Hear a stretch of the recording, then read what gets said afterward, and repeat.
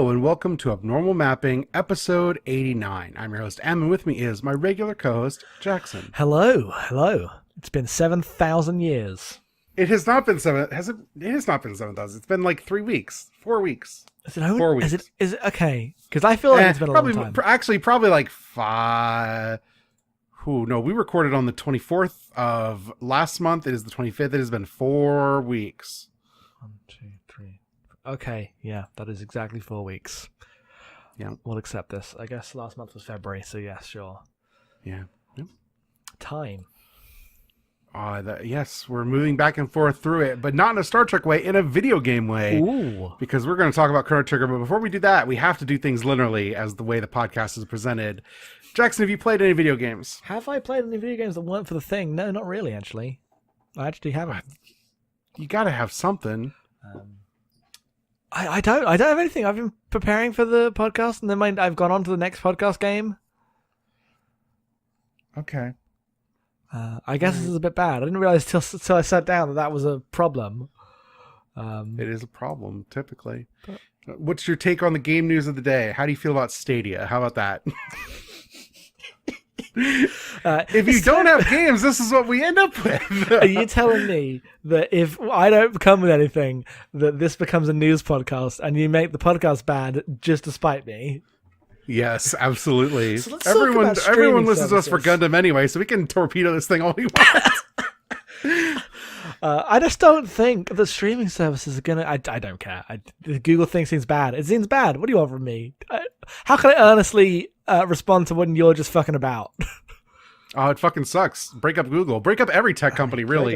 But we're also recording on a day where Apple announced they're going to have a fucking like Netflix for magazines, which definitely won't kill magazines, and a credit card that you can get, which like fucking, if you want to just dissolve every company, every one of them. Yep. I mean, if you want like an actual take, it is that I saw a lot of people doomsaying about the Google thing, which I understand, but I feel like it already happened. Things already went bad for everyone years ago. Everything's a mobile game. Everything's bad. All the companies go under after 2 years. Like, things aren't good out there. So I don't see what this is going to change other than hopefully, make people aware of how bad things are enough that people realize that what we consider video games is actually kind of a small space of people hanging out on the internet. And people start readjusting for that. I don't know. I look at how music is in the world of Spotify's already killed everything 10 years ago. And so you just have smaller, slightly more sustainable spaces. I'm not saying it's better, but I am saying that... It's absolutely not better. It's hard to make music out there. It's hard to make music out there, but I feel like there will be a point where people just realize that big games aren't a thing that can happen. They just can't. And we have to let them go because it's bad. The problem is everyone plays games on consoles that cost so much money that you need to have big games to support them. Otherwise, no one's going to pay $400 for a PlayStation. I guess that part's true. You can listen to music on fucking anything. Yep. Well, in that case, then we're screwed. Everyone was right. Yeah. Like the thing that happened here is we need Stadia, but not Google making it, right? I mean, we need PCs and part of that is cheap. You need the infrastructure that we don't have in my country, and definitely not in your country for streaming.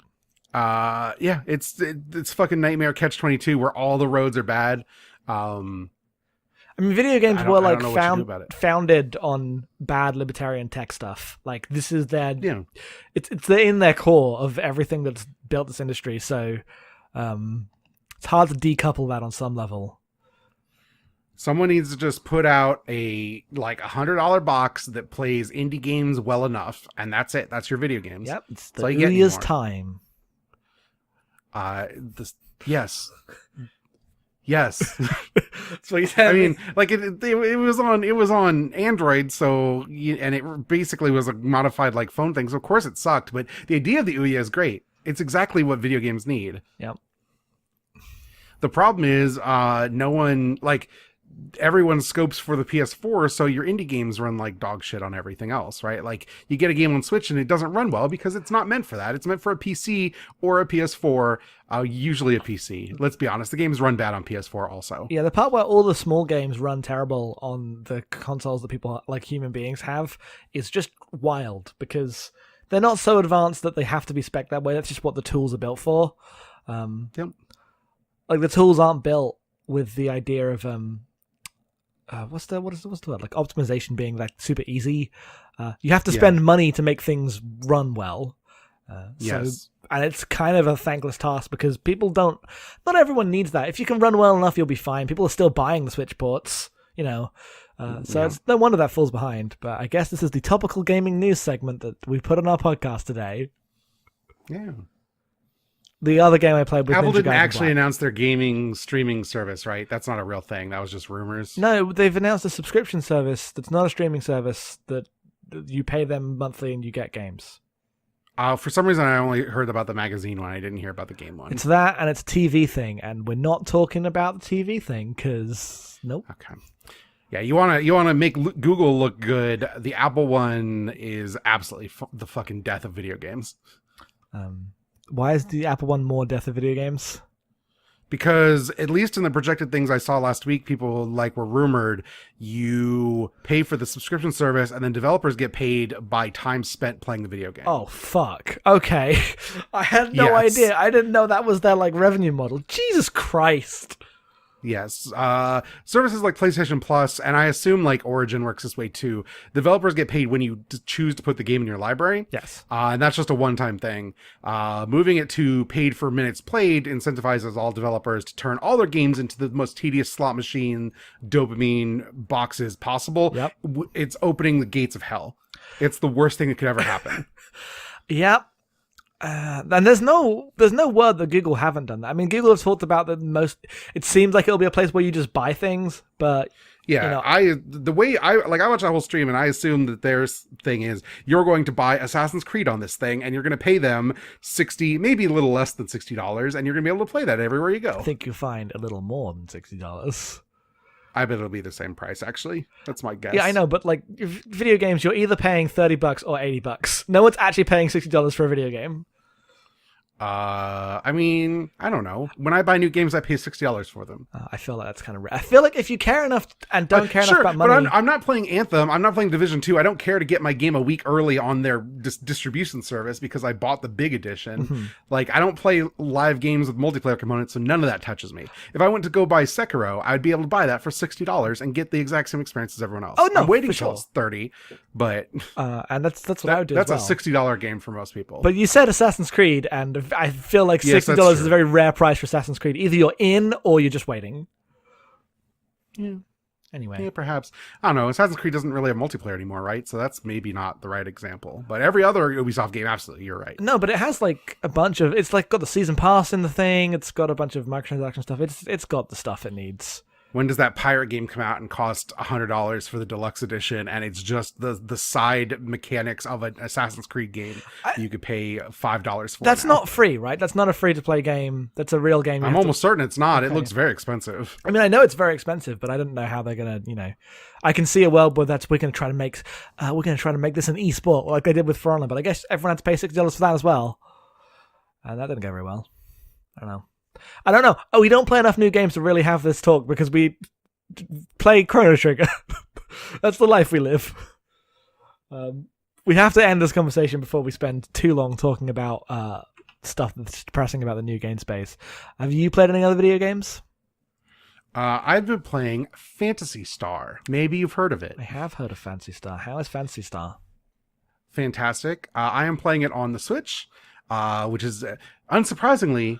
that game runs great on a Switch. The rare exception. M2 making it happen. Yes. Also, it's, a Master System game.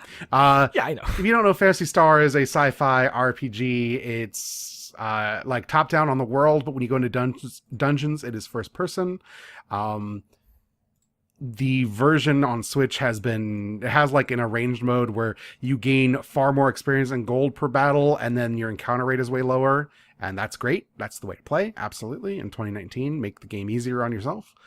Because it's absolutely the dungeon or the Dragon Quest of you're going to come outside of the first town and fight a single monster and then go in and heal and come out and fight two monsters and heal until you get your level ups to buy the good swords. Dragon Quest is good. Yes. It's a great style of game. The game just looks really cool. It just got an aesthetic to it that is like fantasy, sci-fi, Star Warsian. Like there's just stormtroopers, but also you're getting like a sword and a shield, and that's a good aesthetic. Mm-hmm. Yeah, I'm enjoying it quite a bit. I look at some of the Phantasy Star ancillary stuff, and I can never tell when it's meant to, much like Star Ocean, I can't tell when it's meant to be set, but I feel like the aesthetic just changes over the real world time. The closer you get to the 2000s, the more they just go into full cyber nonsense. Yes. From all I know, the first 4 games are the only ones that actually matter, unless you care about PSO, which I do not. So some people do. Some people care a lot. I would really like them to put Phantasy Star 2, 3, and 4 on the Switch. Who knows if they will? Probably not. I bet it actually took quite a bit of work to get that arrange mode working. The best part of that arrange mode is the game is presented at a probably like pixel doubled, I would guess, resolution, but it doesn't. Since it's 4:3, it only takes up a portion of the screen, and so you get like all of your character stats, which normally you'd have to go into a menu to check, just off to the side, and like a map of the dungeon off to the side, all in this very good frame that has been designed to hold the elements of this game. It's very smartly made. Yeah, I look at that stuff and really want it for just a lot of I want old games to be treated this way. It's exactly what I want. I'm glad they've done it. Yes. M2, go into business for yourself. Just make ports for people. Jesus Christ. I would like every old game to get the M2 treatment where they sand off all the annoying edges and it's just a good game again. Yeah, and they present it in this very nice form. Yes. Try to get you to care about this old thing as much as they do. Yep. Yeah, for sure. I think that's all I've got. Unless you want to talk about streaming some more. I mean, I remembered the thing I did have to talk about, but it actually doesn't matter, so it's fine. Okay. If you're interested in watching me play video games, I resurrected my Dark Souls 2 Let's Play because Sekiro is coming out and I didn't want to buy it. And so I was like, I have a Souls game. I'm like 10 hours in. I should just continue on that. And so I did. That will be sporadic, but I intend to keep going. So look for episodes maybe once a week at the most. There won't be more than that, but I hope it's not too much less than that. I made progress last time. I hope to make progress every single time.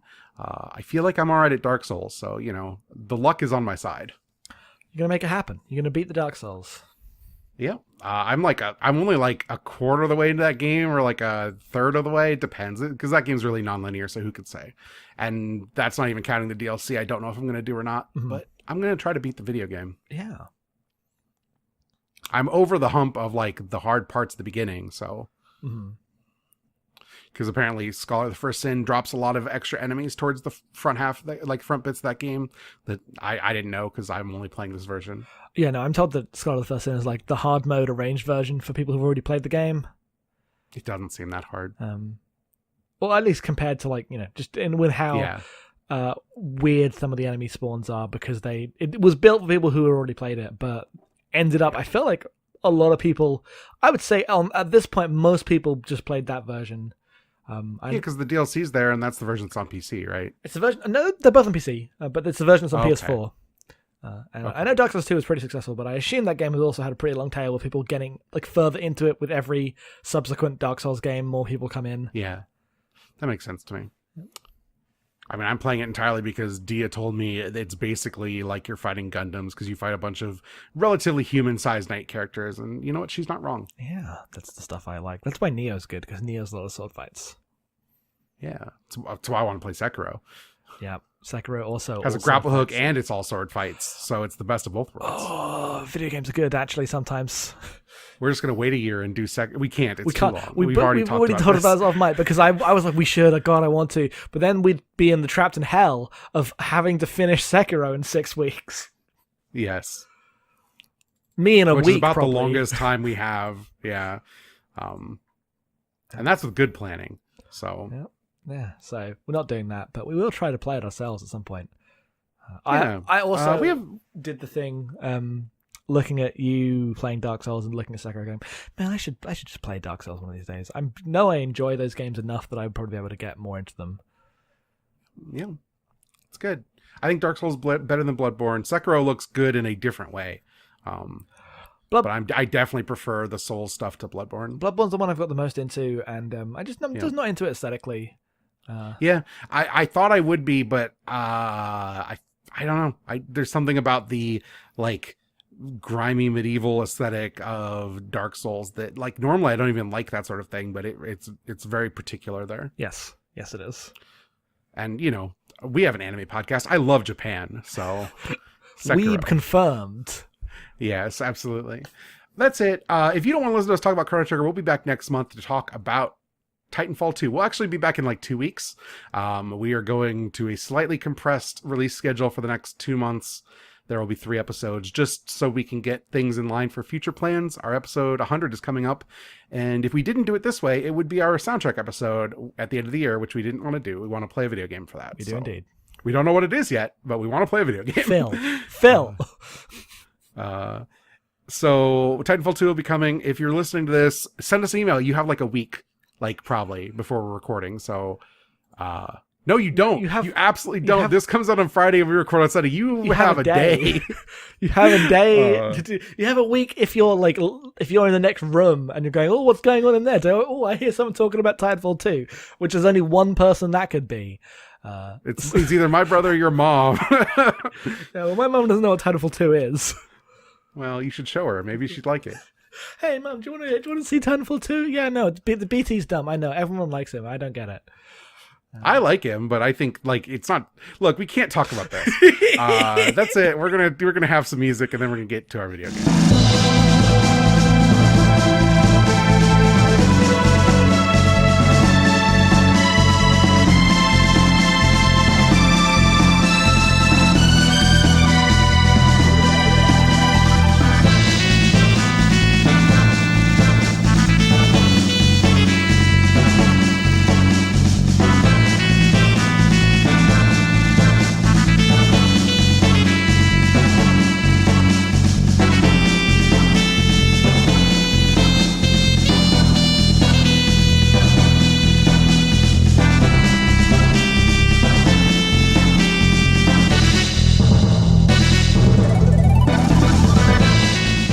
For our game club this month, we have played Chrono Trigger, which is a SNES RPG released by Square in 1995. The collaboration of 3 big figures in the 90s, Sakaguchi of Final Fantasy fame, Yuji Horii of Dragon Quest fame, and Toriyama of Dragon Ball. And they all came together and told some other people to make a video game. I guess Toriyama did do all the design, so he did the most work. Yes. In terms of those 3 people. He did all the work he would do for any other video game he was making. Yes. But the game was made by a team at Square. It was directed by 3 people, apparently, according to this thing. Which was Takashi Tokida, Yasunori Kitase, and Akihiko Matsui. Kitase getting it done, as always. Yeah, Kitase really getting it done. True hero of Square. Yep. I want to live in the alternate world where he was the one they picked to direct remake, because it came down basically to a coin flip. It'd probably be out already. Yeah, it'd probably be out already. We'd be awaiting the second one, and we'd already have trailers for it. Yep, it'd be done. There's no other way around that. Yes. Wikipedia says the composers are Yasunori, Mitsuda, and Nobuo Uematsu. Those are lies. It's Yasunori and Mitsuda. Uematsu only took over because Mitsuda took ill, and as far as I can tell, didn't do a ton of work on this. It doesn't sound like Uematsu for one, but Mitsuda's always been the person who there's like a jazz tribute album to Chrono Trigger that Mitsuda made that's just jazz versions of the Chrono Trigger music, if you ever want to listen to that. Yep.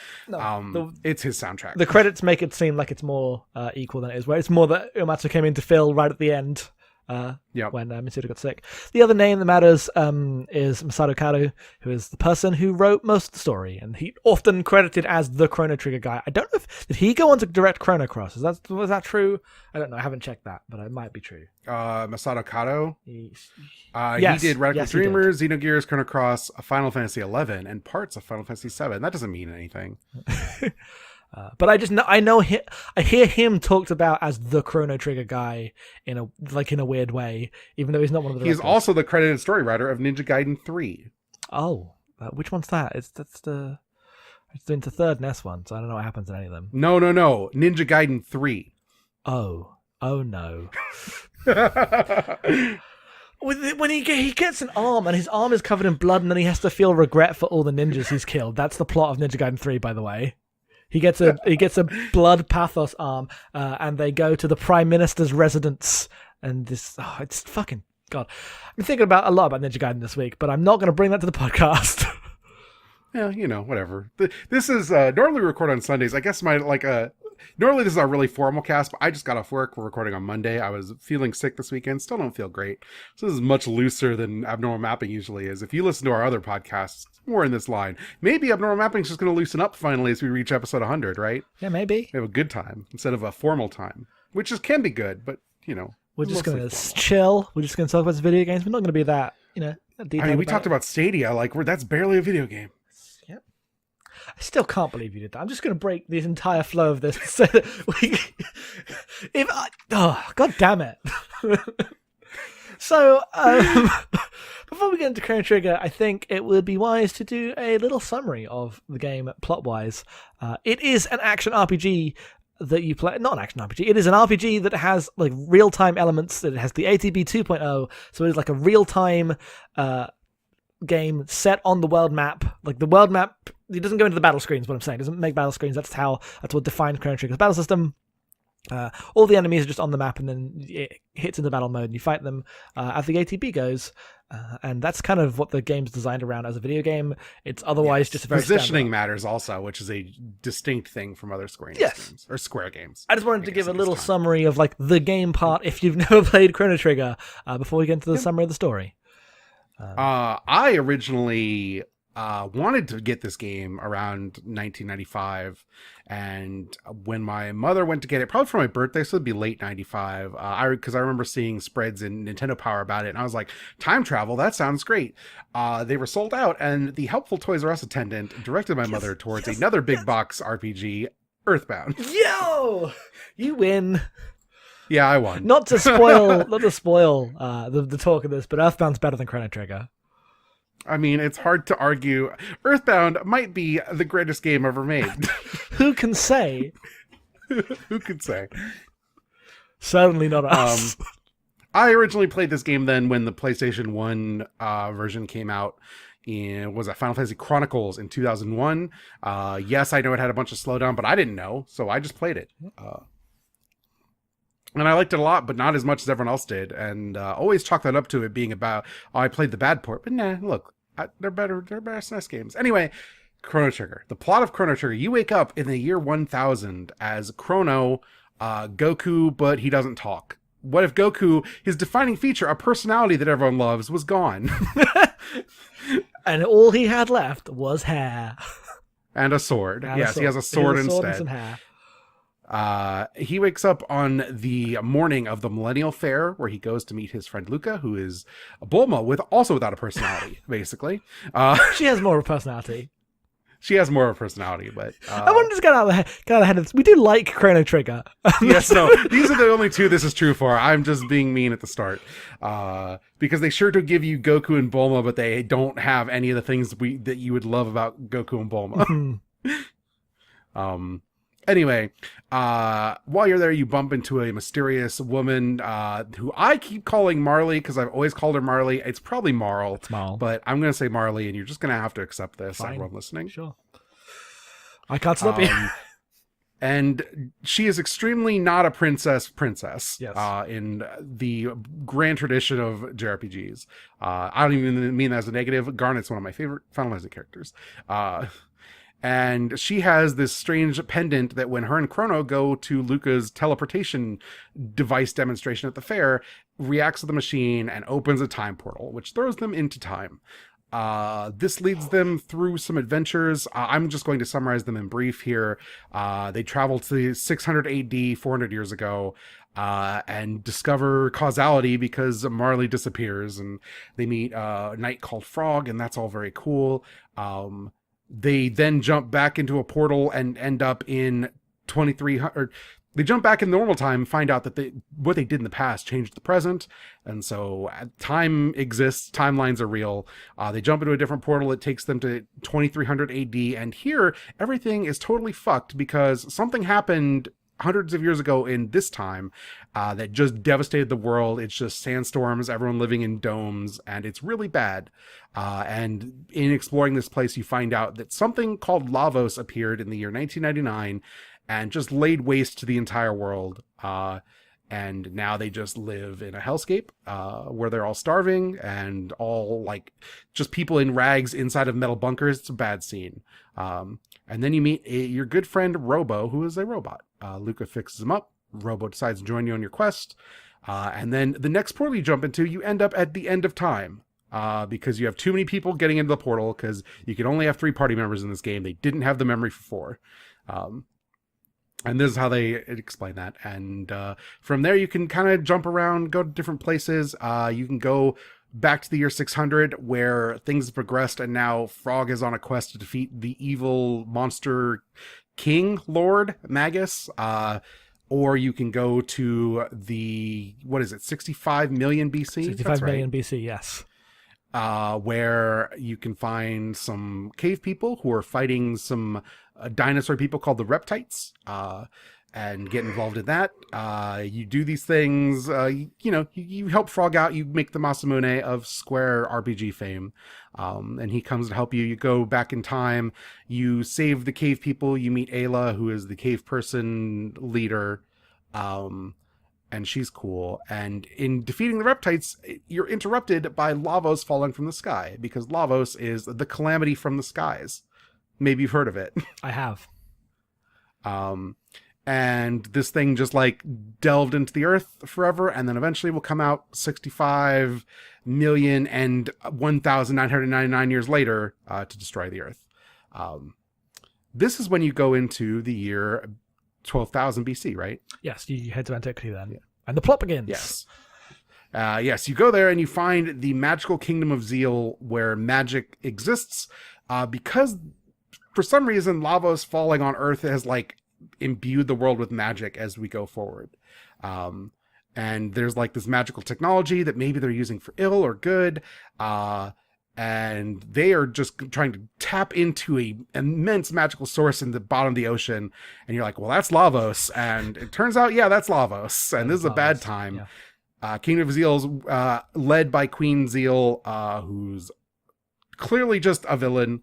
And he's using a thing called the Mammon Machine. If you've ever read video game criticism on the internet and you're like, oh, Zeal and the Mammon Machine. Yes, that's where this comes from. Which Jackson had a moment. I had no idea. I didn't know shit No, about I know. Chrono There's Trigger. no reason you would know if you hadn't played Chrono Trigger. It's just very fun. Minovsky particles. Yes. Anyway, while you're in 12,000 BC, you run across a mysterious prophet who is clearly Magus after you defeated him and threw him, and he got sucked into a time portal or whatever. And he is here trying to direct events, dealing with Queen Zeal's 2 children, an older girl named Shala and the young boy, Janus. You immediately realize that Janus is Magus when he was a kid who lived here. And when they turned on the Mammon Machine, it really fucked everything up because Lavos appeared and Shala and Janus are both thrown through time. And this is when you face Lavos the first time, right? Yes. Or yeah, like canonically, I guess. A face is a weird word because you don't really fight Lavos in like the video game. Yeah. But someone dies. And yeah, well, this is the story summary. Chrono just gets vaporized if you're watching the cutscene. I was playing with DS and Chrono gets murked. Yes. It's not quite as dramatic in the just people acting it out on the screen version, but the cutscene's very good. And then you're left without your leader as everyone tries to figure out what happens. And you go and you can, at this point, Zeal crashes and magic is like the Magic Technology Society is totally fucked, leading to the dark ages that you live in, where it's just a fantasy game again. And you're left with the options of, do you want to recruit Magus or not? Because he's willing to join your party now. And you should, because Magus is awesome. Or do you want to take the side quest where you could maybe resurrect Chrono? You should do that because Chrono is really powerful. Not a cool character, but very powerful. You do all that, you do the rest of the side quests, which we'll talk about, and you get everyone together, and then you go to whichever version of fighting Lavos you want, which involves either going to him at the end of time, going to him in 1999, or probably the proper way, going to 12,000 BC and fighting through the Ocean Palace and the Mammoth Machine and getting to where Lavos is. Yeah, you do the final dungeon and you fight the final boss. Yeah. Yep. And then you beat Lavos, and then everyone does the thing in a time travel thing where everyone's from a different era, where they all say their goodbyes and like, oh, we're going to have to end time travel and the gates will be sealed and we'll never see each other again. And then depending on what ending you got, stuff happens to force you maybe go on another adventure. The end. Yeah. Basically. In a very light, fun way. Yes. I really like the ending of this game. Not in like I think that the culmination of the plot is good. I just think the way the final scenes are very sweet and good. Yes. And that's kind of what I think about Chrono Trigger overall. I think it is mostly very sweet and good. I like it a lot. I think it is a bit slight in ways that are disappointing, but not in ways that necessarily count against the game while I'm playing it. Just I wish that it dug more into its themes. And the fact that it doesn't is mostly fine. It's just an RPG. You go through, you play it, it's fun. That's generally how I felt about Chrono Trigger. I was expecting to find it not bad. Bad's the wrong word, but I was expecting to kind of have this be like filling in my history, being like, yes, no, I know. But it was good. I really enjoyed the combat. At least when it was good. I enjoyed the combat in any kind of like big set piece battle, but whenever the combat was going through dungeons, it became very slow because it's built for fast-paced set pieces and not for you have to fight a guy every time you pass through this hallway type stuff. Because then it is even though it is fast, it's real time on the battlefield nature and all the animations playing out and the positioning means that a Jam A battle takes much longer in the dungeon crawling than it does compared to say Final Fantasy 4 or something. But no, mostly I just had a really good time. I liked most of the characters. I thought most of the story was really interesting and good. And I thought it was very sweet with how it all wrapped up together. It was a very good game. It's my Chrono Trigger take. It's good. Okay. So let's get the mechanical stuff out of the way before we can talk about the story, because that's probably the part we have the least to say about. Yes, RPGs. Yes. So, turn-based, whatever. This game, of course, notable for the monsters appear on the field until they don't. The thing that I'm most frustrated with in Chrono Trigger is that it's a game that positions... Not going to start that way. It's a game that sells itself as being all about enemy positioning. And then... because the enemies move around and a lot of your moves are like area of effect, but like in a line or in a like small radius. But the enemies also have those moves. Unfortunately, your characters never change their position, really. They all form to wherever the battle, like the game has decided your characters are going to stand in this battle arena, and there's no way to move them. When they do their attacks, they mostly just land back where they are. And that's unfortunate because I feel like it sells itself on a tactical complexity that it doesn't end up paying off, because in reality, the enemies can get out of the way, but you're just mostly spamming attacks to kill enemies, and then the bosses are all focused on like a tactical puzzle that when you solve makes those battles trivial. It's not trivial, but yes. Yeah, you know what I mean, though. Like almost every boss in this game is like the first Final Fantasy boss with like, don't attack when he's in his shell. Yes. It is the most extreme version of that, where multiple bosses are like, you need to make sure that you're attacking this part with this magic when it's in this form, otherwise it's going to counterattack you. That sort of thing. A lot of like bits on bosses that you have to blow off before they heal the boss for too much health. Yes, no, there's a lot of that, and the way that ends up being like forming into the game's battle system is more about the time, right? Like it's definitely balanced around the time being active and not wait. It gets very easy if you just let it wait and take your time whenever you can like make an attack go. But to the positioning thing, yeah, it's weird because the game is about being in certain positions and doing certain attacks that hit different enemies, but you have no way to influence that other than luck or timing. In the best of cases, it is strange that you don't have that control, and I guess it would be too complex if you had that control, especially with the real-time stuff. But I think that there is a tension within the battle system that's pulling it towards either a slower-paced, positional-based battle system or a faster-paced action battle system. and it is trying to do both of those things, but half. It's weird. It ends up feeling a lot like a mid-2000s console RPG in the way of, like, you know how, you know, any BioWare game, KOTOR or something, is just the world's most baby form of PC RPGs. And I kind of feel like that way about Chrono Trigger as it pertains to JRPG battle systems. Not to the extremes, but it definitely feels like it's taking these ideas and giving you them in very limited forms. And I think it is smart given what the game is. That is to say, it's a lot of people's first RPG. I understand how people like played this without previously being into RPGs, and were able to be like, this is what games should be.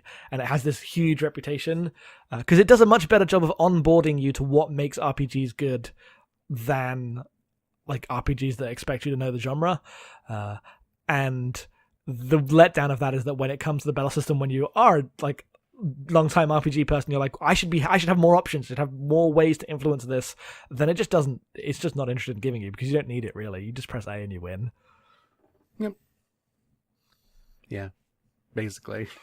Because it's like you could theoretically design a battle system where you would min-max and like line up all the attacks, but it's balanced around the system that exists, so you don't ever need it. And in fact, it's not just balanced around the system that exists, it's balanced around the system that exists, plus being sloppy enough to let the enemies hit you twice as much as you hit them. Yeah. Which is good, because I think that's where the game is best. If it was balanced around the timings having to be that tight, it would be worse, because everyone would be pausing it. But it does mean that when you dig into the battle system, there's not that much tactical there. It just kind of wants you to feel slightly frantic for a bit and have puzzles for the bosses, and it coasts by on that feel. Yeah, and then you do a cool thing where your party members do a tech together. You know, like, that's really cool. It is really cool. To be fair, it's very cool. So what parties were you running with? So my general default is Chrono, Luca, and either Frog or Robo, depending on my mood. When you can get Chrono out of your party and put Magus in, that's the good shit, because Magus is just incredibly powerful. Yeah, I was, because he shows up with all the magic, you know, like that bit in like early 7 when you're just rolling with Sephiroth and he has all the magic you've never even heard of before. That's just Magus all the time. He's very good. I like Magus a lot. The thing with that, of course, is his like tech options aren't nearly as good generally. I couldn't tell if they were just bad, or if I had played for 1,000 hours and grounded like enough TPs. No, I would have. Okay, no, they it's are just bad. not. He's just yeah. I couldn't tell if I could theoretically. I've always assumed that was meant to be intentional. Like, you have to put a lot of work in to make Magus gel with your group, because your group spent the entirety of the game thinking he was the villain. Yep. Like, it's thematically appropriate. It does work. Because I was most like I used Magus a bit, but I actually ended up using my default party more, which was Chrono, Frog, and Marley, as you call her.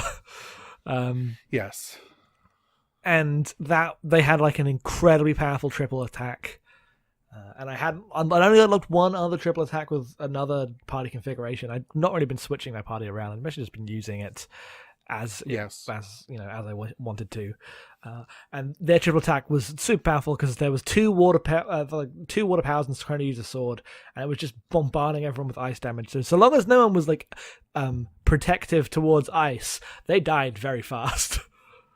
Yep. And that stuff was really good. So the way that the party setup works to like push you towards the techs is good, because I was just using techs all the time. Yeah. And if you explore around, eventually you get to the point where, like, this is a game that will sell you ethers, and you can get equipment that, like, reduces your MP load. So by the end of the game, you were just using everyone's strongest magic all the time, if you want to. You sure are. Yeah. And I like the system, the way the system works in terms of combination techs, right? Yeah. Because very early on in the game, you'll get someone with a heal spell, and you'll be like, oh, good, a heal spell. But then most RPGs would have either you have the traditional old Final Fantasy option, right? That is, the spell can either be attacked on one person or everyone for much less, for much less potency. Healing, yes. But in here, you combine it. If you do it like a mix-up attack or a mix-up tech with Mal and Chrono, then like she'll do the spell and he'll like spin with his sword and everyone will get healed. And that stuff works really well. I like how that ends up like there's a tactile sensation to the way magic happens because they put a lot of thought into how those texts work. Yep. It's very cool. I also like that it's a game in which like most of your party gets effective healing spells that combine in interesting ways. Yes. It's not just the princess is the healer. Like Frog is an incredible healer. Frog was my main healer because Frog gets heal, which is the single just heal everyone spell. Yes. Because I was using Marley for most of my damage. Chrono, because Marl ended up like doing haste and damage a lot. Because you got to have haste. You always got to have haste. This is the rule in all. Haste is really good in this game. All games. Yeah. Any ATB game, just get haste immediately. Yep. And then, like, Frog would be healing, or I would be doing, like, the Frog and Chrono's combined sword attacks, or Frog and Marl's combined ice attacks. These all, like, played well together. It was a good setup. Mm-hmm. And as the game went on, I felt like the aside from the way they ramp up the dungeons to be much more about hidden triggers for battles, the dungeon progression is pretty good. Because usually it starts out the enemies on the map, and then later on that's still true, but occasionally they have like you'll walk past the point and then the battle will start and enemies will run in from off screen, and that works fine when you're heading through the dungeon normally, but then that trigger will remain there as you walk back to the save point. Yep. And you'll be like, God. But apart from that, I actually feel like the dungeon progression was fairly chill. Like it never got Final Fantasy IV levels of wild. Yeah, no, they because of the way in which the game is designed in like very rich spaces, generally the game is just smaller than a lot of the Final Fantasy games. Like Final Fantasy is every one of those games is way bigger than Chrono Trigger is in terms of like land you are navigating over. Yeah. Yeah, absolutely. Though when it does get to the like really long levels, like the Reptite Castle or the Ocean Palace, Chrono Trigger gets very tedious very quickly. It sure does. God, the Reptite Palace. I was on Skype with you doing that one. Yes. It's a good level. Had a really good payoff, but yes.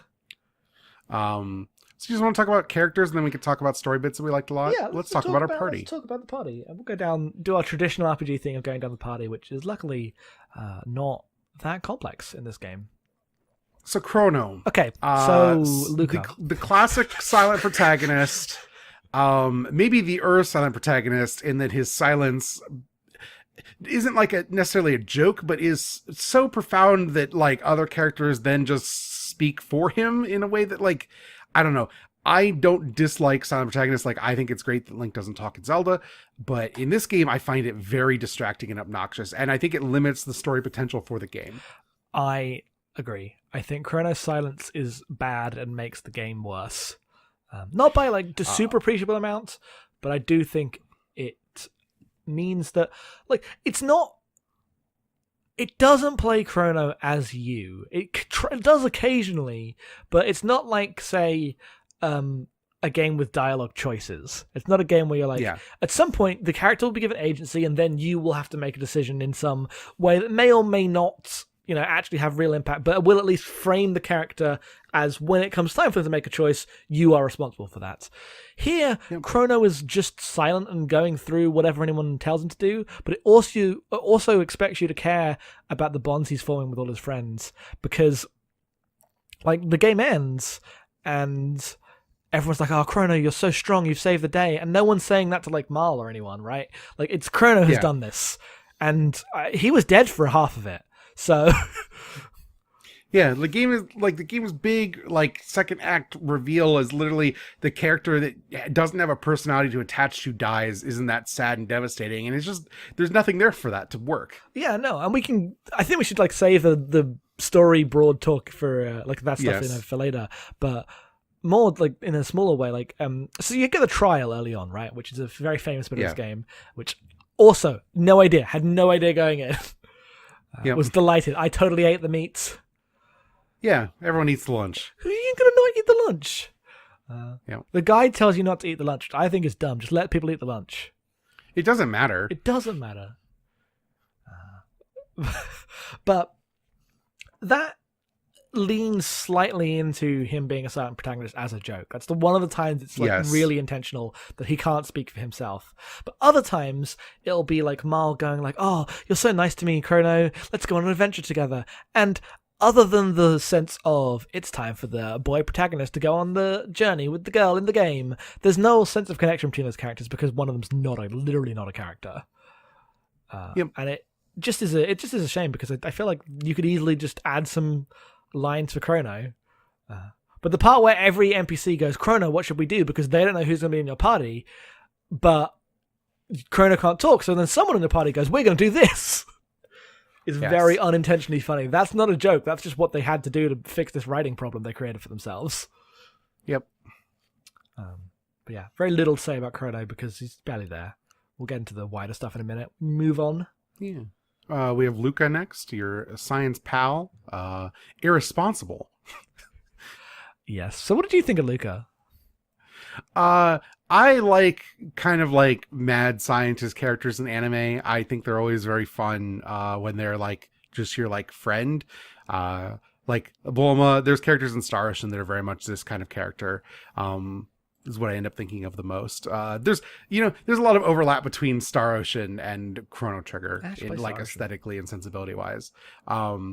And so I want to like Luca. I think there's potential there, but the game's underwritten generally because of the era it's in. So you don't get like her and Robo are portrayed as best friends, and there's every reason in the world they should be best friends, but there's no scenes where they're best friends. It's just a given that the science girl and the robot are going to be best friends, and I understand, but I'd like to see it.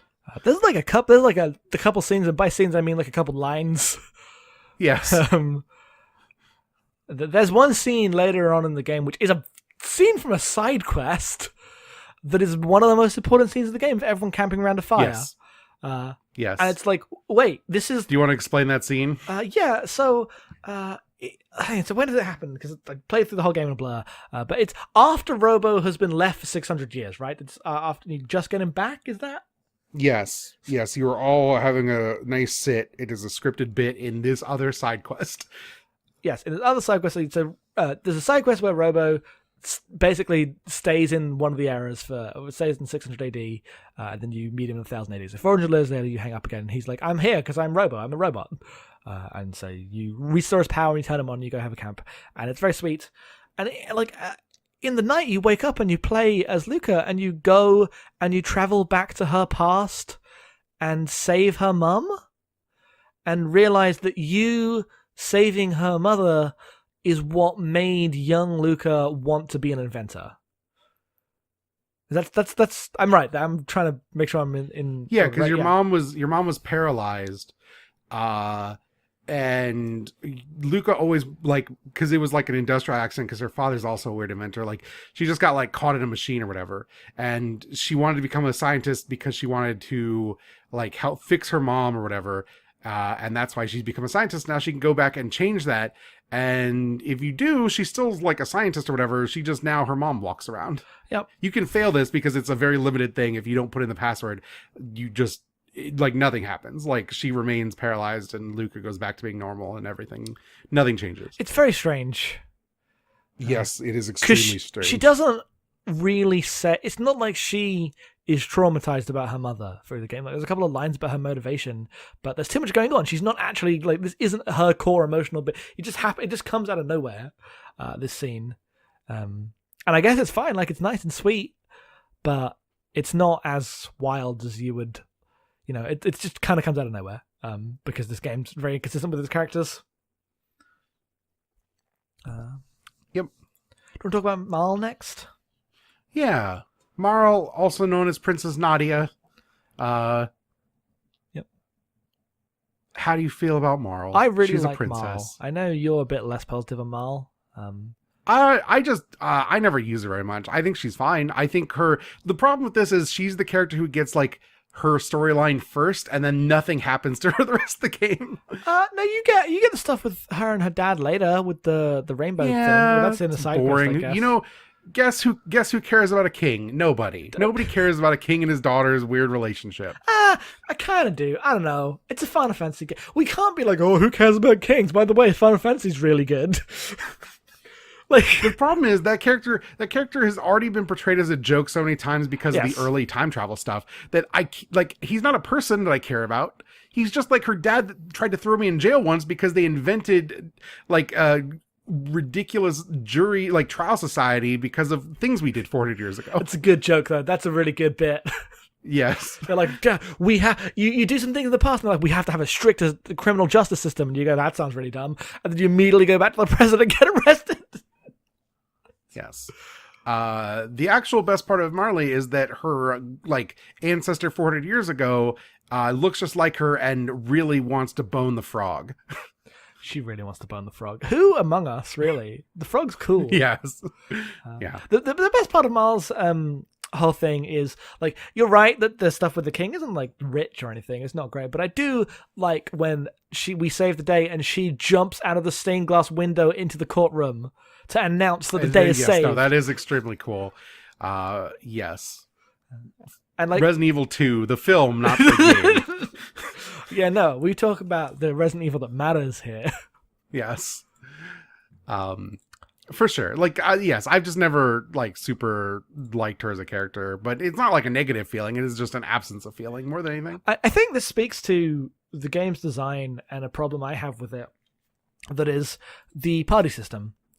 Because I like Marl a lot, but then Marl was in my party most of the time, speaking for Chrono. So, like, every other RPG from Square, at least, at the time, the ones I've played, the ones of the era, will, like, make gestures towards the whole party being there. Doesn't matter who you got in your party, whoever is in the scene will be in the scene. When it's cutscene time, everyone walks out of the protagonist, right? Yeah, and that's just how things work.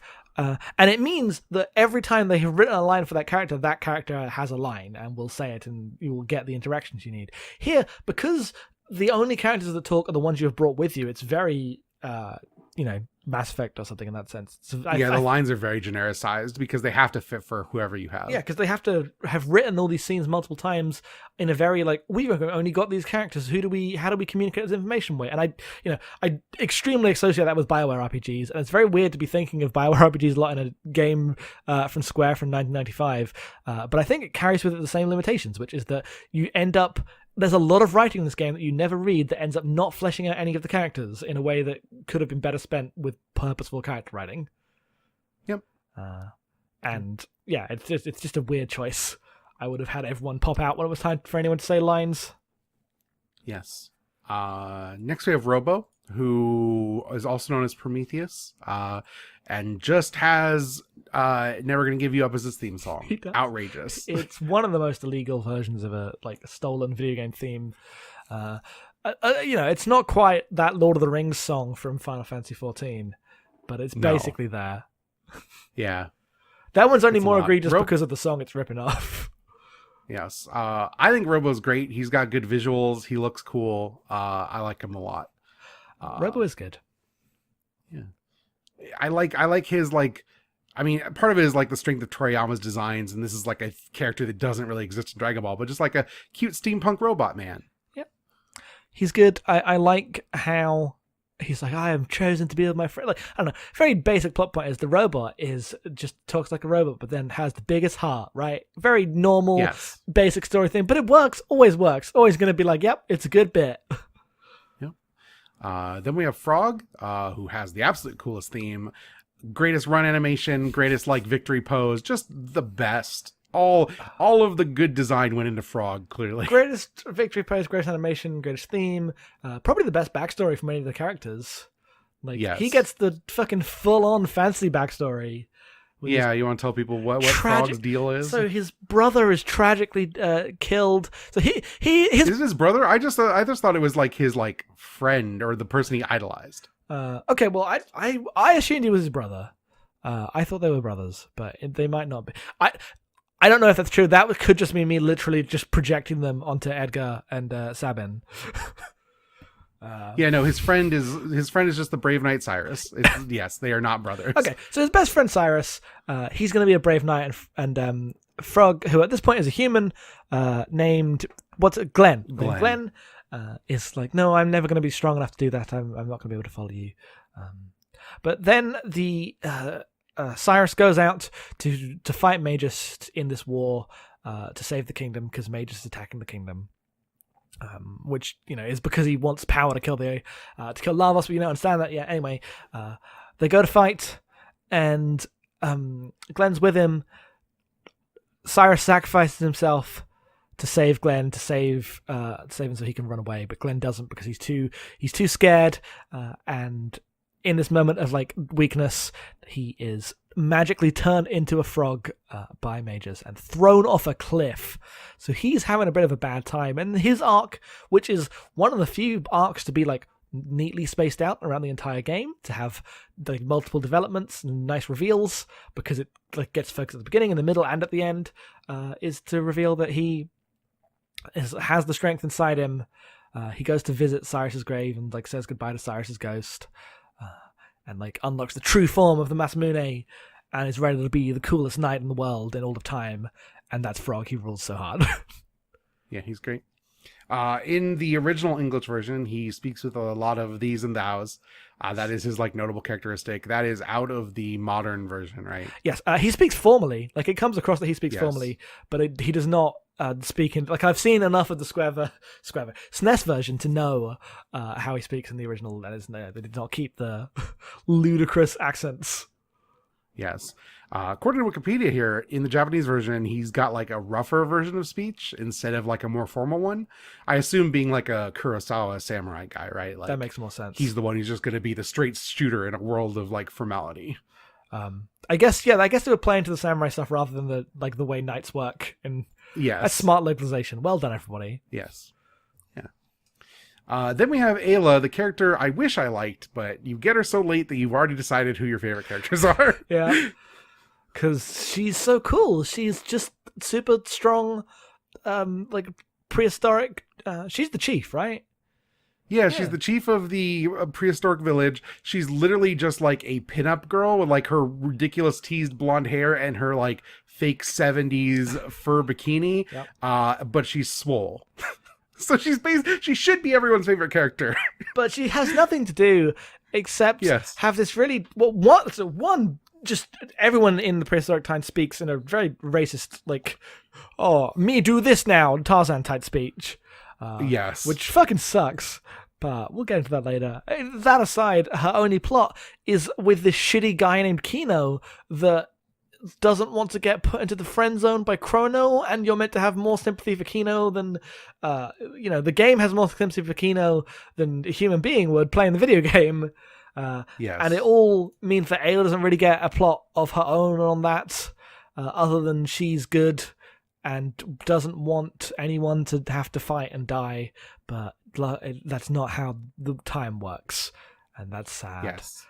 And that stuff's okay.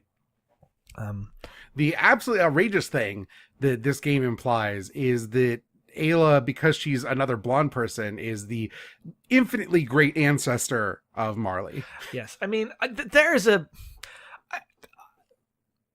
a ill-considered part of this game that I don't like.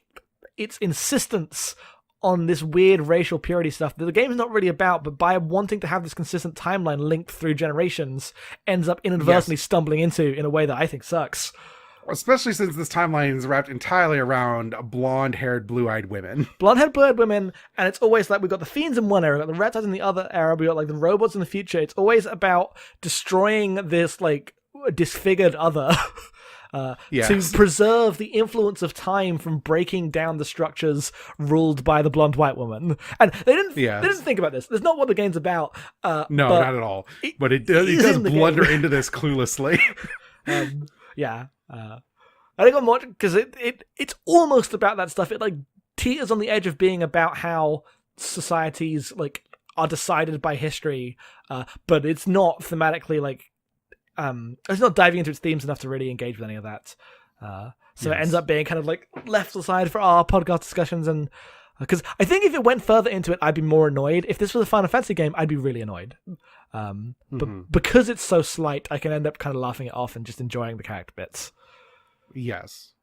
But before we get into that broader plot stuff, we got one more character, don't we? Or do we with that everyone? No, we got Magus. No, we've got Magus. We got Magus. Well, I continue to call him because I played this game when I was a teenager. Yeah. And just called him Magus. Cypher. Magus is a cool vampire man. Yes. He is the lord of the mystics in the Middle Ages. He's also a magician from 12,000 BC when he was a kid. Magus is just it's interesting because he's like meant to be the cool villain character who joins you. It's like, oh, he joins us, whatever. But despite all of his like power or whatever, it's mostly just the fact that he's like the gothest character in one of these RPGs we've ever seen. Yeah, he's very goth. He literally like does the Alucard glide around all the time when you have him in your party. he does at that. It's amazing. I just like his whole deal. And I don't think he's like a great character to add into your party because I don't think he adds too much to the narrative really. Because you don't necessarily get him in your party if you like decide to fight him there's like a moment where he's like, do you want to fight? And if you fight, you can just kill him and that's it, whatever. Which is not the way to play this game. There's not really lines written for him after he joins your party. It's just he's there brooding like Vincent Valentine in the corner. And you want to talk about a suckhole of charisma, it's Vincent Valentine in Phantasy 7. I mean, Magus is better than Vincent Valentine. Yes, I know, but he still has the same problems where he's tragically underwritten right as he becomes bigger in this, like when he should be having the most writing, where he joins your party and recontextualizes the world for you. That stuff's already been done, so he doesn't have anything to say anymore. He just hangs out. Yeah, and this kind of comes to the grand problem that is the structure of Chrono Trigger, that is also Final Fantasy VI's problem.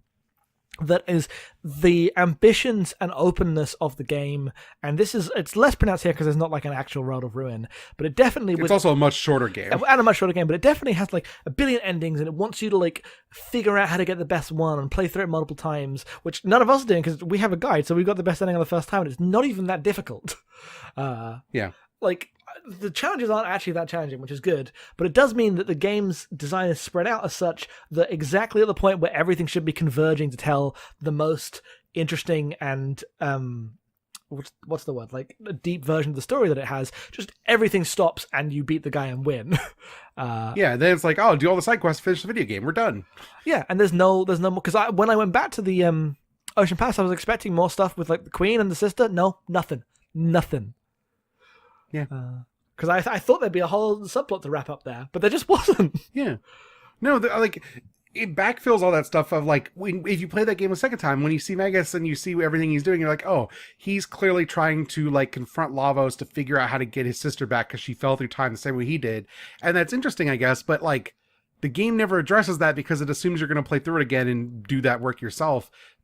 But because that, it still remains underwritten. Yeah. Like, it's just gestures to the idea of that. It doesn't engage with it. You can make the connection. Like, we both made the connection. It's not like we didn't notice that thing. But once we have made the connection, we expect the game to acknowledge the connection and build to a point with its story. Which it doesn't really end up doing other than a few moments. Like, I think that's why Frog's character arc stands out so strong, because it's the one that really does that. Yeah.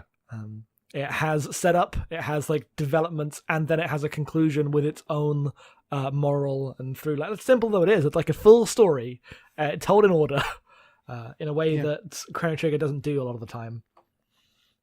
Yeah. So that's all the characters. Yeah. Let's get into the wider story stuff then.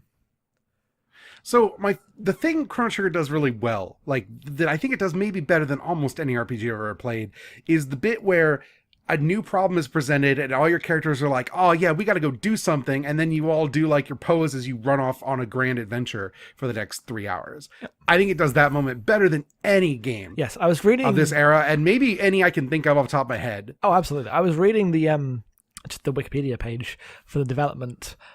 And one of the things that was said there is that one of the intentions was to not have any of the story transitions to be, oh, go here and get the thing. To make them all meaningful, and it does that. Every time it's like, oh, we've got to go do this. Even when you have to go and get the thing, it's like, oh shit, I got to go get that thing from the other time period to do this. Like, there's enough in how it's constructed that makes it all propulsive, which is definitely feeds into it being a very good beginner RPG. It also it really makes sense why they got Toriyama or wrote this story for Toriyama's art, right? Like, because this is the Dragon Ball thing where you always have another like bad guy to fight or more Dragon Balls to collect after you've made your wish. Like, the propulsive idea of the journey as the like end itself and not the means to an end is very strong in this. Yeah, that's why one of my favorite moments in the game is the ending, which has this really emotional end scene where everyone goes away, and all the time is sealed. And it was very sweet, and I was like, tearing up, and like, oh, this is surprisingly good for a game with no story. And then your mum, like, because we all got the best ending, which I assume you got this one. Chrono's mum falls into the time machine with the cat. Falls into the closing time portal, so you've got to run back to your time machine and turn these machines back on as the credits roll, and it's pitch perfect for that kind of feeling. The ride never ends. This bullshit will continue. Yeah. My favorite version of this is right as you get the upgraded epoch as Dalton gets fucked, basically. And the giant airship prison gets destroyed. Yep. It just leans into a comedy of errors that the game hasn't really done since the courtroom scene at the very beginning. Mm-hmm. It's like, they're trying to summon a boss through like their weird time portals, but the time portal's all messed up because you already like messed with everything. And so the boss shows up in the wrong place, and then you fight it, and then it disappears into a time portal when one opens up again, and then it shows up again as you're on the wing of the airship, but the boss is afraid of heights, and so just kind of runs away instead of fighting you. Yeah, no, you fight that boss before you realize why you're fighting it. There's good like gags with the time premise there. Yes. And then Dalton, who is the like soldier, like the general of the armies of the Kingdom of Zeal, just becomes this ridiculous like megalomaniac like fancy lad, as he's like, you need to put wings on that ship, that time ship, so it can be my chariot through the skies as I own these lands. Yeah, God, he sucks so much. Yes. God. And I like when it gets into the side quest stuff, because it happens so late when they finally just let you freely travel through time. Yes. Because then the good story writing can come in. You can leave Robo in a field for 400 years. And then come back and he's made a forest, and they built a church around his remains, and then you just turn on the on switch and he pops up awake, and I'm like, oh, good to see y'all. It's amazing. Like, that's the stuff in the game, and that's like a side quest. Yes. Or there's the part where after you destroyed all of Magus's minions, who are named Ozzy, Flea, and Slash, because this game was localized in the 90s. Yes, it was.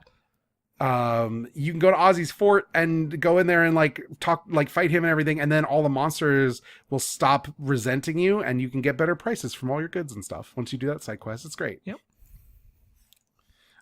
The ways in which like the time travel stuff, like the game starts with the very cool premise of you go back to the past, you get the Back to the Future where Marley disappears because they thought Marley was the princess, and so they didn't actually rescue the princess when she was taken by monsters, and you fix all that, and then you come back to the future, and oh no, now they've created a judicial system because we told them they should take more care of their princesses, and now I'm on trial. That stuff implies a level of like time fuckery that the rest of the game never gets into. No, it never really gets into that stuff, and there's a lot of stuff it doesn't interrogate, because basically it sets up like I'm not even asking them to interrogate it. I just want fun timey-wimey shit. Like, I want Final Fantasy 13 too. Oh God, if only. Big shorts. Yeah.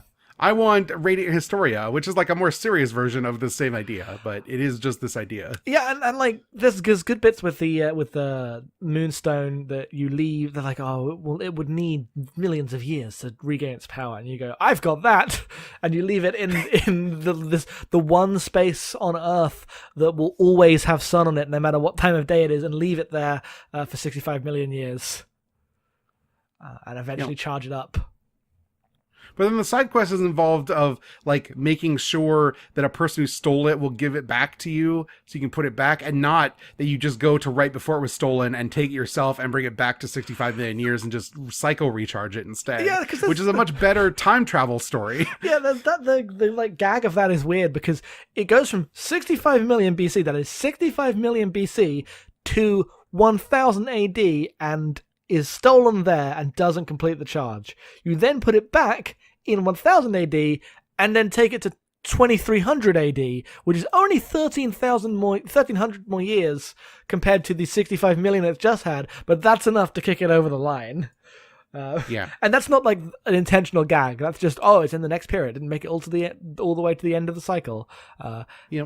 And there are funnier ways that you can like hack around that they didn't like plan into the side quest. There's just not, like, for a game about fun adventure and time travel, I don't think it combines those two things as often as you'd want them to. Because there should be a lot of goofy time shit that you can do in this game that just isn't supported because it has a very straightforward story that you just kind of play through because the game's only 20 hours long, which is good. Like, that's great. I don't want a longer version. I just want a more complicated version of what we have. Yeah, and I understand why you can't go to any more time periods because, you know, you have to make a whole new world and a whole new series of sprites and monsters and everything. But I would like there to be more crossing over and more influence of things from one to the other. Yeah. Because nothing really changes. Everything is kind of set in stone always. And the only times there are like huge changes, they are gags and endings. Yeah. Or it's the world ended, but that's just the problem with the game. There's no like, oh, we've done this and now we're going on this adventure. You know, I think this game would be better without Lavos. I think Lavos is the weakest part of the plot and the game. And if it was more just about time, then you wouldn't have a final boss. It's the JRPG problem, but Lavos kind of hangs. I mean, over. I think you could do stuff with like Queen Zeal and like the Ocean Palace stuff without Lavos, but I think it'd be less interesting. Like, Lavos is interesting in what it represents as like a generational calamity, but it still it dominates too much of the plot because it's too big a thing for the fun adventure story that Chrono Trigger is. Yes, but also Lavos literally came from space. Yes. So Lavos is like externalized to all of the problems within the game, and I'm much more interested in seeing how time travel changes things within the world rather than how like external threat approaches the world across time. Yes. Because I think that the game does a very bad job of setting up like its like places to play in and messing about with that. Yeah. Like outside of the judicial system one, which we come back to because it's really the only time that happens. Yeah, and I think Lavos as like this thing that comes from space and then like absorbs the like genetic material as like a resource of a planet and then destroys the planet and flies off again or whatever is interesting, but that idea is better expressed in 3 other RPGs I can name off the top of my head that have the same idea in it. Yep.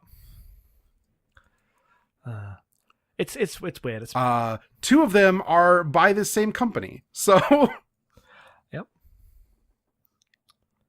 It's very strange. Because I would you know, like with the thematic stuff for me, it's the world of Chrono Trigger is not good as a world inherently. And it's a game about time travel and a game about making changes in the society. And at no point does anyone, like, you restore society to the status quo and no one ever thinks to question whether the status quo is good or bad. And this is the stuff where I was talking earlier, where it's fine. This doesn't actually end up making me frustrated with the game. I think I can enjoy its kind of slight version of storytelling. But on a podcast where I get to talk about it, this is why I prefer Final Fantasy, because it is always about that. It is like the fact that in every age there is a different like threat that as represented through the blonde white princesses has to combat, like Ayla hates the reptiles, and then we got the fiends in the 600s and the 1000 and the robots and everything, and then even it gets even more interesting because then you get to 1200 and then that is literally humans like deciding other humans are lesser than them, and you have these structures of oppression repeating throughout time in different ways, and the game just never isn't about them. It just has them. It's never about them and doesn't really care. And that's fine. Like, the game's fine, but it does, within it, contain ideas that I think are worth exploring and would be good if they were explored, and it is frustrating to see them just so nakedly left on the table. Yeah, I agree with that. Because they really did just that, man. Zeal sucks. Zeal sucks a lot. Yeah, and it's really good about the ways it shows it sucks, but the game, it's just a weird fit for what the rest of the game is. But like, Zeal sucks, and then the Princess of Zeal, who also thinks that Zeal sucks, but in a different way, goes to a different time and stokes like a war between 2 races that like has a massive calamities for his own personal problems. And the game's not about how those 2 like things influence each other. It doesn't come up. It never comes up. Yeah. Even though like you look at that as a story, that is like a connection that is interesting, that you would want to dig into. And like I say, if this was like Final Fantasy, these games are about that. Every 5 minutes we talk about how much we like Final Fantasy X, talking about how its society is structured. And from a game that has such... Like, it's not a Final Fantasy game, but it's very clearly a Square RPG. It has the similarities. You can feel it in the writing. And the fact that it's lacking them means it just feels less special. Yeah. I don't disagree. That's My feeling of Chrono Trigger has always been that it's mildly overrated. I don't hate it, but I don't understand why people love it so passionately, and I continue to feel that way. Yep. I mean, I assume it's a lot of people, like I say, a lot of people's first RPG. It's very good at being that.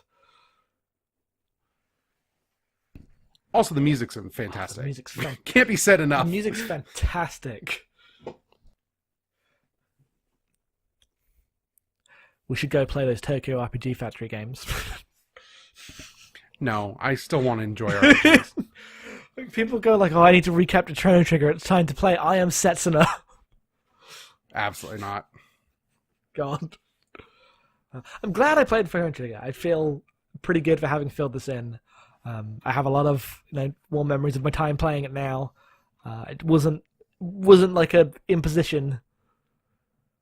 Yeah, and now we have a whole other RPG series to play of 2 games. Yeah, which we will play in July. I think, July is probably when it's going to be. So Chrono Cross is coming, don't you worry. We did this in preparation, basically. Yeah, because that's the one that I'm actually curious about, because I only know a little bit about Chrono Cross. I'm very excited for Chrono Cross. But it's weird, because I expect that game to have a lot more going on, to have a lot more things that are interesting to dig into. But then I remembered, as you told me, that it's a PlayStation RPG that is slow as shit. Yes. So playing it's going to be hell, but hopefully I'll come away with it in a positive, with more things to think about. That's my hope. Is there anything more? Have we covered the whole game? Yeah, I think we're gonna have a short musical interlude, and then we'll come back with some questions.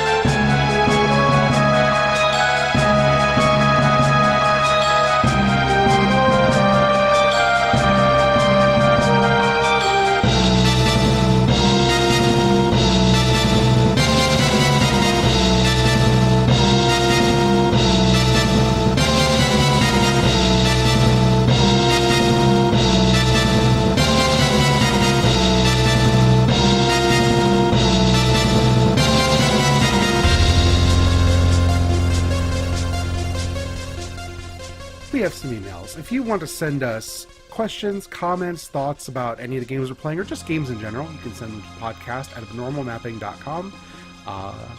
Just let us know what you're feeling about what we're doing, and we'll respond to them. We have 5 emails today. If you want to take the first one, Jackson. Yeah, this is from our friend Nate, who asks... I'm excited you've played Chrono Trigger. I think it's my favorite game on the SNES. At one point on Twitter, you, brackets M, that's you, not me, referred to yourself as an avowed Chrono Trigger disliker and expressed a preference for games such as Final Fantasy IV, Earthbound, and Super Mario RPG. You haven't already covered it before in your podcast, brings you listener mail. On what access do those games work for you so strongly that Chrono Trigger misses? If you have covered that, here's another question. Do you think that Chrono Trigger has more Final Fantasy DNA or more Dragon Quest DNA? Discuss. It is, I think it's much more Final Fantasy, but the difference is that Final Fantasy, for all of its problems, and there are a lot, is always like very interested in exploring its thematic content, and I don't feel that way about Chrono Trigger. And that's really the crux of the whole thing. Yep, that's basically what the discussion was. Yep. I agree that I've only played like a couple bits of Dragon Quest, but it's clearly made by the Final Fantasy people. It might be like wearing some of the Dragon Quest structural ideas, but it's got all the Final Fantasy DNA. Yeah. So why is Final Fantasy IV and Earthbound so much better? I mean, I know you kind of said, but they just are. I mean, I like Final Fantasy IV kind of beyond reason. I love its speed. I love its labyrinthine dungeons. I like that it has 800 characters and half of them sacrifice themselves for you, but not really. Don't worry about it. Yep. That game's just a lot happening very quickly, but because the game is all kind of the same level of like, this is like the fantasy story, it all works that it's kind of surface, because it is surface and kind of the same way as Chrono Trigger is, but it's not a time travel story. It's like, I'm an evil knight and I want to be a good knight, and I need to deal with the fact my brother's also an evil knight. That's literally the entire plot of Final Fantasy IV. Yep. It's not like super deep, you know? Yep. And I think that's fine, as long as you don't then try to make a game about how complicated time travel is. Mm-hmm. And Earthbound's just the fucking greatest game. I don't need to defend Earthbound. It's Earthbound. Yep. Okay, we've got the next question here. Yeah, we have one from Jasmine. This is a multi-part question. How do you feel about time travel stories in general? As Star Trek fans, I feel like we're obligated to say that time travel is great. Time travel is excellent. It's good. I mean, it's weird because my gut says but my favorite things are like Star Trek and one specific era of Doctor Who. I'm not going to get into my Doctor Who opinions, but enough of it counts as one of my favorite things that is laughable that I would go to time travel stories. I like time travel stories as long as they don't do the thing where, because it's time travel at the end, no one's learned anything because they erased the thing. Unless your thing is a story specifically about how sad it is that they close the loop and erase their memories of the thing. That's not... okay, is that a time travel trope, or is that a episodic Star Trek trope? I've seen it both ways. Okay, because I'm like, why would that happen in like a film or a book where there's no next week? Yeah, I know. Yes, I know. I don't like. Some people are like, I need ones where time travel makes sure that there's impact when you go back in time, and other people are like, I need them to make sure they split off universes where what you do can never affect your present. I don't care. You can play fast and loose the rules. I just think time travel is pretty cool. Yep. I definitely have to see the time where someone looks different when you get back to the normal time. I want everyone being reptites, which happens in a goofy ending of Chrono Trigger. Sure does. Next question is, do you think women are treated better in Chrono Trigger than in Dragon Ball? So Jackson, you haven't seen Dragon Ball, so you can't answer this. And my gut answer is that I think they are probably treated better because no one's pervy in Chrono Trigger, but they're given so much less to do that I'll take Bulma and Chi-Chi and 18 and everybody every day. Yeah, I haven't watched Dragon Ball, but put a blindfold on me, I just would have made that exact answer as a guess. Yes. People do fan art of Bulma in a way that I don't see, and no one cares about these characters. Like, people really love Chrono Trigger, but fucking Bulma and Chi-Chi and the Dragon Ball characters. Like, yeah. People were hyped for Videl to show up. Videl really doesn't matter in the big scheme of things, but Videl is cool as shit, and I'm very excited that she exists in the fighting game, and I don't feel that way about, like, Luca. You know? I'm sorry, I just don't. It is frustrating when, like, an anime or a game will treat its women characters badly, and I guess it's better like in Chrono Trigger where most of the time there's no weird stuff, but if a character is like good, it will shine through that weird stuff and you'll just ignore it, and like it'll continue through culture, and that seems to be what's happened with Dragon Ball.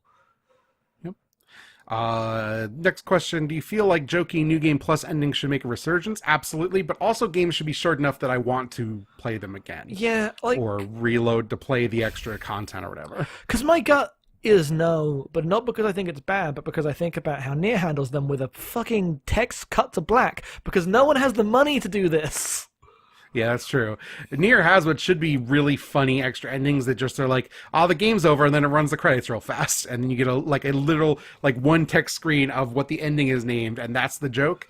When they could have everyone's rep tights now. Yeah, like the thing with the Chrono Trigger's ending isn't the gags themselves are necessarily good. It is that you get an entire credit sequence and story sequence of Frog and Magus dueling, and it's with no other purpose other than isn't that cool.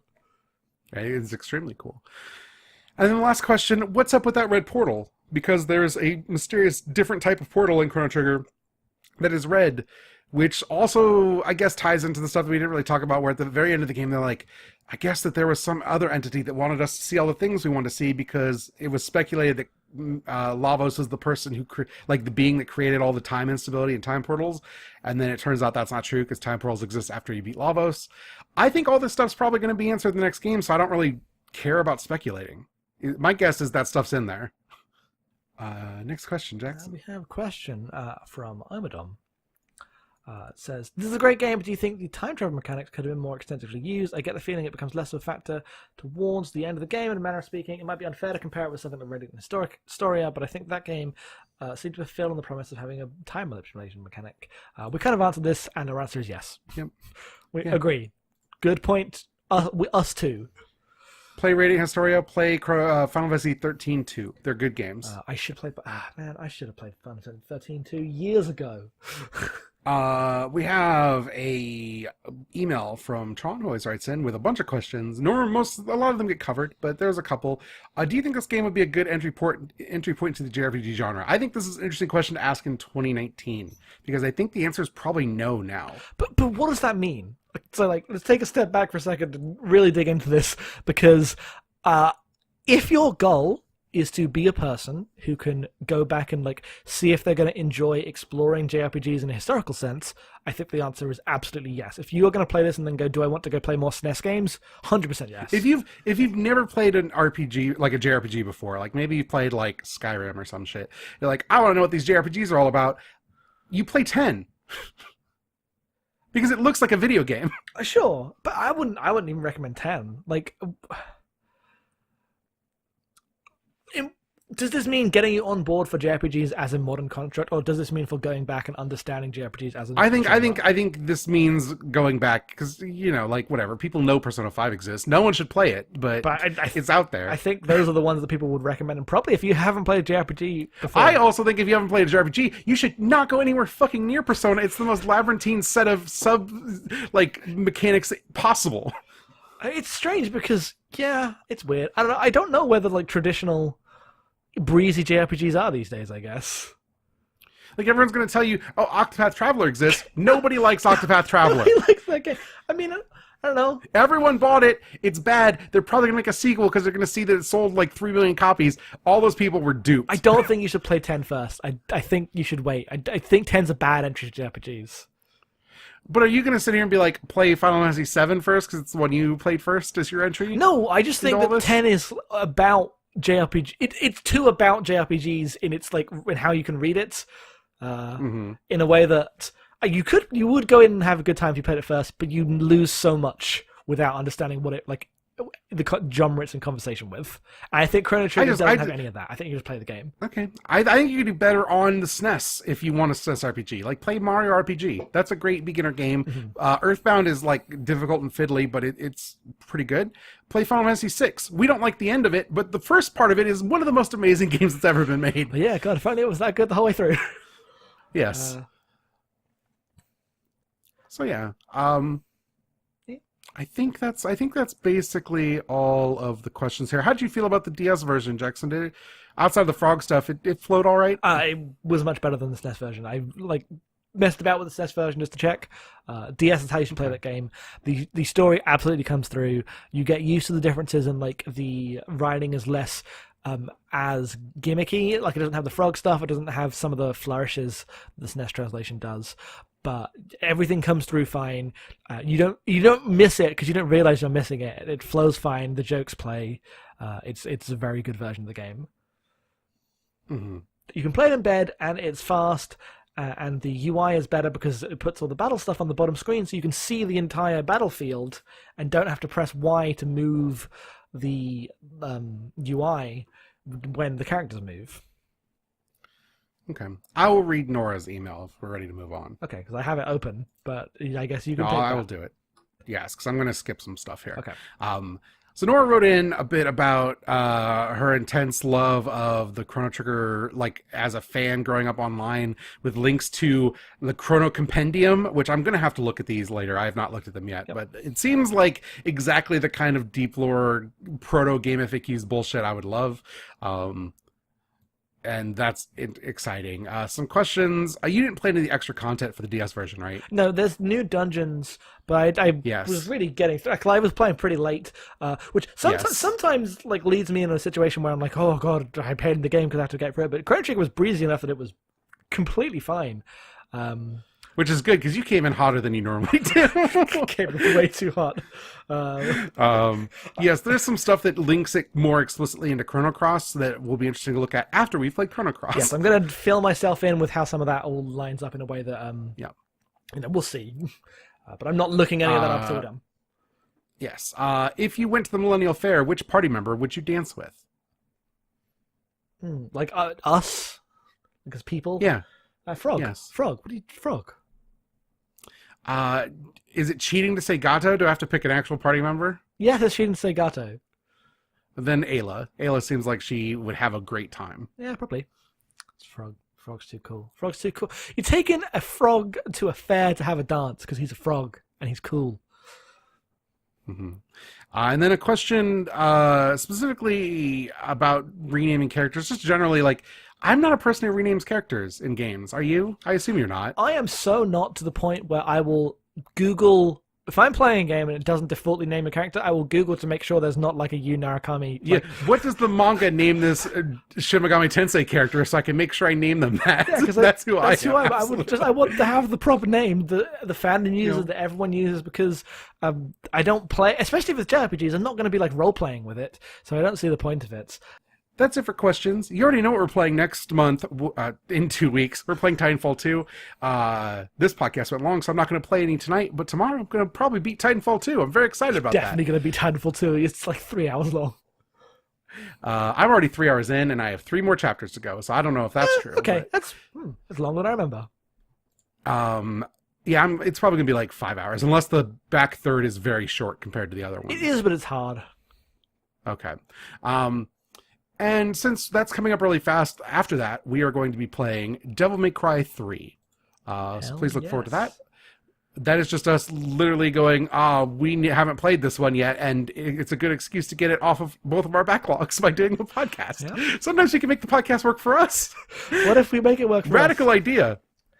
I mean, if we want to do that, then I got some suggestions for some video games we can play. Yeah, I know. We've got so many years of this ahead of us. We can't end abnormal mapping when Gundam's still going, so we at least have to go for another 8 years. Yeah, I'll come in and be like, you know what? I'm just going to go down my shelf, see what games we got. It's time to play Inazuma 11. Oh, and I'll be like, what's an Inazuma 11, Jackson? That game didn't come out in this region. Did none of them come out in America? I think maybe one of them is like on the eShop or something. I don't know. I didn't pay attention to this. Oh, well, there you go. I guess nip this idea in the bud before it even got started. Yep. Anyway, Jackson, where can people find all of our shows? People can find all of our shows on abnormalmapping.com. There is a bunch of shows there. We do some good shows. If you like us talking about Star Trek, then you can listen to Second Half of the Slug. It's at StarTrekPodcast.space. We have a Star Trek podcast, but currently talking about Discovery and being kind of sad because Discovery Season 2 is pretty bad. Yeah, if you want to commiserate about how rough Discovery Season 2 is, we've got your back. But soon we're going back to books, which means we'll be starting reading the TNG tie-in novels. We've previously been reading the DS9 stuff, so it's been less accessible. But if you just like watch some TNG and want to see what the books are like, we don't have time to like read tie-in novels. We got you. Yeah, if you want to know what Wesley Crusher did after he ascended into being an astral being, we've got your back. If you don't know what the fuck we're talking about, go watch TNG. please go watch TNG because it's good. Yeah. But not that Wesley Crusher stuff. That's not why it's good. But that's no, that's bad. But in a way that we're gonna have a lot of fun talking about. Yep. You can find me at Headfuls Off on Twitter. You can find the podcast in another place if you want to support us. Yeah, all of our shows are supported on Patreon. You can go to patreon.com/abnormalmapping and see an array of tiers to support us at. You can get writing every week. You can get you could be on the show. You can tell us a game you want us to play, which is how we've ended up playing Chrono Cross in a couple months. Yeah. And the main thing, if you go for $1 a month, you get the Great Gundam Project, which is me and Jackson watching all of Gundam from the beginning to the end, 2 episodes at a time. We are currently in 0083 Stardust Memory, which is an OVA from 1990, right? 1991. Yeah. So we're getting through it. I guess we're Gundam experts. You could list we're already Gundam many experts. episodes of that. And it's a very good show. I think it's great. I think it's probably our best show. I think most people would agree with that, in fact. It is our most popular show, and you have to pay for it. Yeah. Never happens to podcasts. Yeah. Other than that, you can find me at em_being on Twitter.